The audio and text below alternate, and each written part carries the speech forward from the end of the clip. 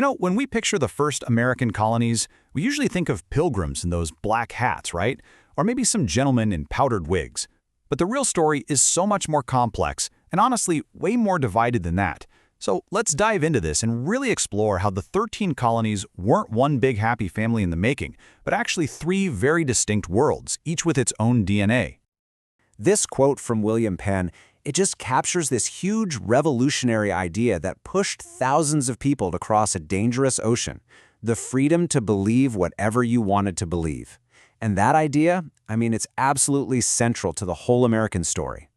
But was that the whole story? Was everybody really coming here for spiritual salvation? Or were there other things at play? Maybe some more worldly reasons? Well, the answer is, of course, a little more complicated, and frankly, a lot more interesting.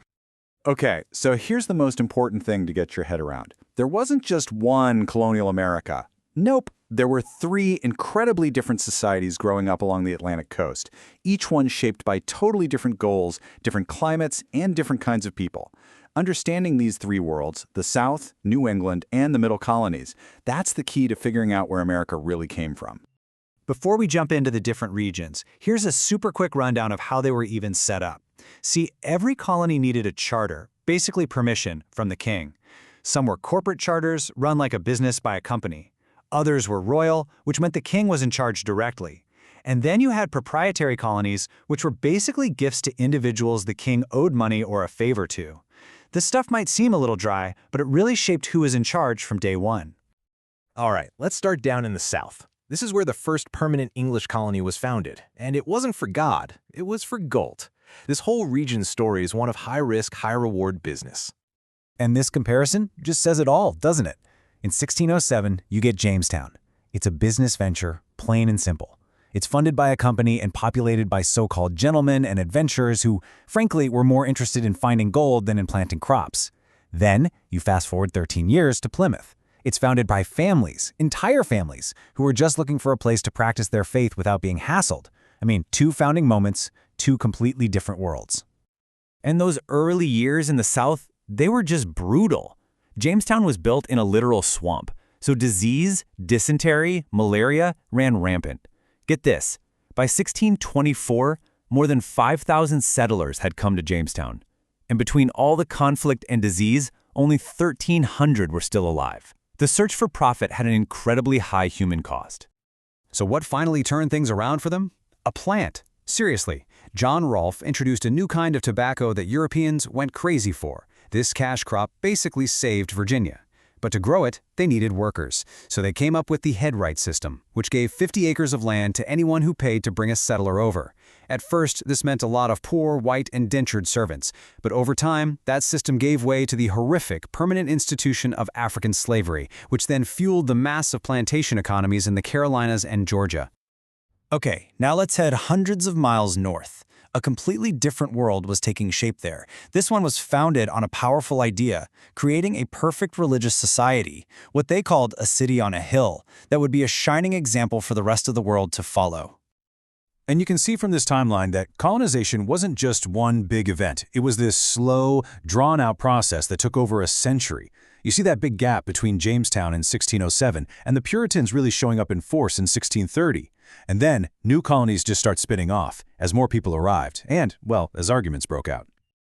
So the folks who settled New England were mainly religious dissenters. First, you had the Pilgrims. They were separatists. They wanted a clean break from the official Church of England. Then came the Puritans, a much larger group who didn't want to leave the church but wanted to purify it from the inside. Both groups were being persecuted back in England, and that's what drove them to build their own perfect society in America. But here's the thing. Religious freedom in Puritan Massachusetts didn't mean freedom for everybody. It meant freedom to practice their religion. If you disagreed, you were in trouble. This led to some really intense arguments, like the one around antinomianism. This was the belief, championed by a woman named Anne Hutchinson, that all you needed for salvation was faith, not following all the moral laws. To the Puritan leaders, this was a super dangerous idea that threatened their entire society. So what do you think happened to these dissenters? Yeah, they got kicked out. Roger Williams was banished, so he went off and founded Rhode Island, a place with true religious freedom for everybody. And Hutchinson was banished, and she helped found Portsmouth. Thomas Hooker, another minister, just picked up his whole congregation and left to found Connecticut. And here's the great paradox, right? The intense intolerance of Massachusetts is what directly led to the creation of more tolerant and diverse colonies all around it. And that brings us to our third and final region. This place was different from the profit-obsessed South and the super-pious North. The Middle Colonies, well, they were the great mix, America's first real melting pot. So why a melting pot? Well, for one, the land was incredible, perfect for growing cash crops like wheat and corn. It also offered a level of religious tolerance you just wouldn't find in New England. And all that economic opportunity attracted a really diverse group of people from all over Europe, not just from England. Now, the real heart of this region was Pennsylvania. It was William Penn's holy experiment. Penn was a Quaker, which at the time was a pretty radical religious group that believed in things like equality and nonviolence. He imagined his colony as a safe haven, a place with a liberal government and guaranteed freedoms, especially the freedom to worship. The way these colonies were put together was kind of a shuffle. New York started out as New Amsterdam, and the English just took it from the Dutch. New Jersey was just broken off from New York to make it easier to govern. The king gave Pennsylvania to Penn to pay off a debt, and then Delaware later split off from Pennsylvania. All these different origins meant it was a really diverse, pluralistic place right from the get-go. Okay, so we've got these three very different regions, but despite all their differences, there was one incredibly powerful idea that was starting to grow in all of them. The idea that people should govern themselves. And you can literally see the seeds of American democracy being planted right here, decades before the Revolution. Down in the South, Virginia had its House of Burgesses way back in 1619. Up in New England, the Pilgrims wrote the Mayflower Compact, promising to follow the will of the majority. Connecticut created the very first written constitution in American history, and all over New England, you had these town meetings where regular citizens could debate the issues. These were the seeds, planted more than a century before they would finally bloom. But, and this is a huge but, we have to be crystal clear here. This new idea of self-rule was not for everybody, not even close. The circle of who got to participate in this democracy was tiny. It left out women, men who didn't own land, indentured servants, and of course, it completely excluded enslaved people. So these amazing democratic ideals were growing right alongside some very harsh anti-democratic realities. So let's just pull this all together for a second. This is the big picture. You have the South, driven by the hunt for wealth, building this rigid, hierarchical society on huge plantations. Then you have New England, driven by religious piety, building these tight-knit communities of small farms. And finally, you have the Middle Colonies, driven by tolerance and trade, creating this diverse, pluralistic society.